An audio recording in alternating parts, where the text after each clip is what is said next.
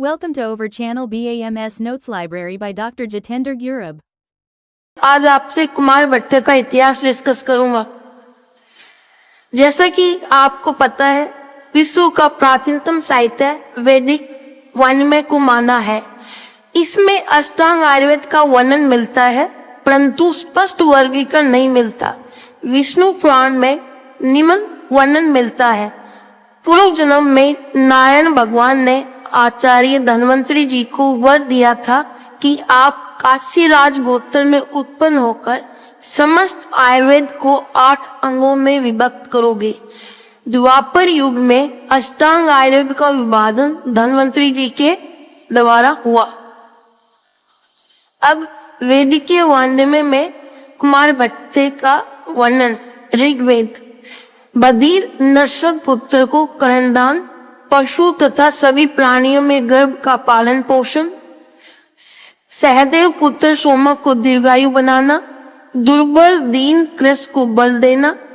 अथर्ववेद में कुमार के कृमियों का वर्णन, अंजन का विधान, रक्षोगन द्रव्य, मेधा जनन का वर्णन मिलता है। इसके बाद में संहिताओं में कुमार भट्ट का वर्णन। सबसे पहले वेत्री लेते हैं। चरक संहिता में कुमार भट्ट को 6वें स्थान पर रखा है। चिकित्सा स्थान में नवजात शिशु का वर्णन, शारीर स्थान में गर्भ मासानुमासिक वृद्धि का वर्णन मिलता है। सुश्रुत संहिता में कुमार भट्ट को 5वें स्थान दिया गया है। कुमार भट्ट परिभाषा नवग्रह का विस्तार से वर्णन किया गया है। शारीर स्थान में गर्भ गर्भोपक्रम का विस्तार से वर्णन मिलता है। जातारणी का वर्णन मिलता है। अष्टांग संग्रह अष्टांग हृदय में कुमार भट्ट को दूसरे स्थान पर रखा गया है। उत्तर तंत्र में ग्रह रोगों का वर्णन मिलता है। उल्वक बालशोष पारिगर्भिक व्याधियों का वर्णन मिलता है। शारीर स्थान में गर्भ शुद्ध शुक्र और शुद्ध आर्तों का वर्णन मिलता है।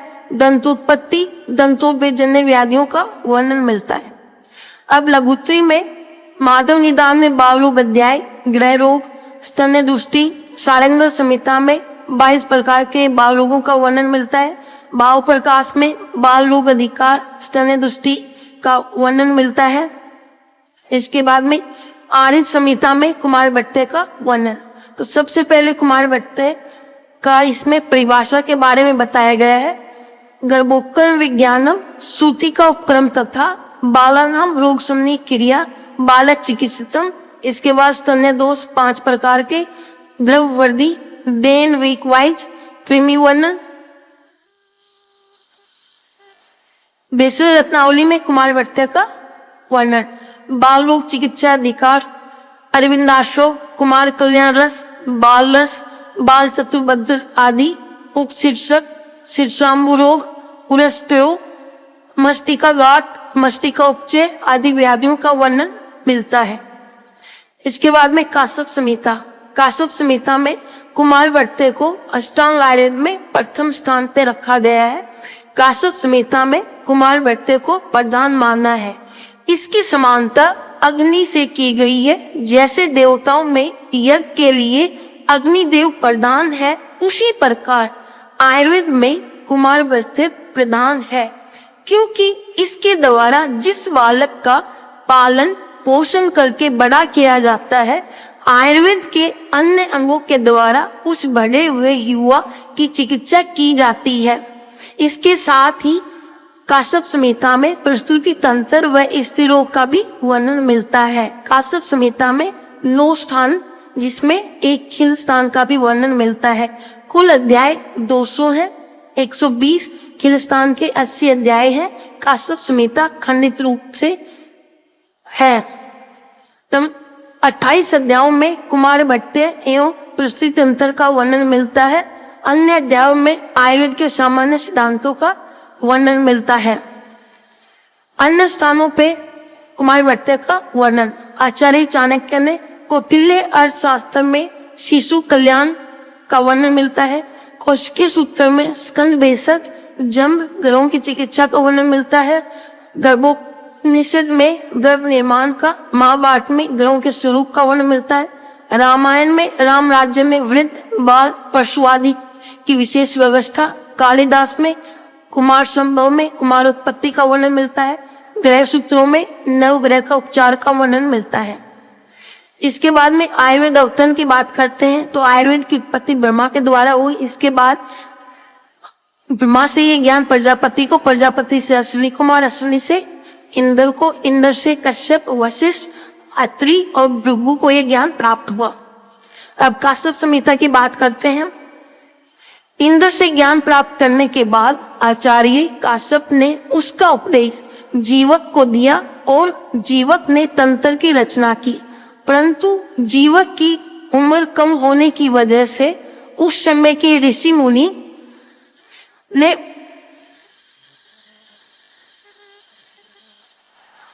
उस तंत्र को स्वीकार नहीं किया, जिसकी वजह से जीवक ने गंगा नदी में डुबकी लगाई अर्थात एकांतवास में चले गए, जिससे उसके हेयर्स ग्रे हो गए तथा वो वृद्ध जीवक कहलाए और उसके तंत्र को प्रसिद्धि मिली। कुछ समय पश्चात ग्रंथ विलुप्त हो गया, जिसको वात्स्य ने, जो कि वृद्ध जीवक के वंश में उत्पन्न हुए थे, उन्होंने अनायास नामक यक्ष को प्रसन्न करके ग्रंथ को पुनः प्राप्त किया और उस ग्रंथ को पुनरुद्धार और प्रतिसंस्कर्ता हुए। काश्यप संहिता।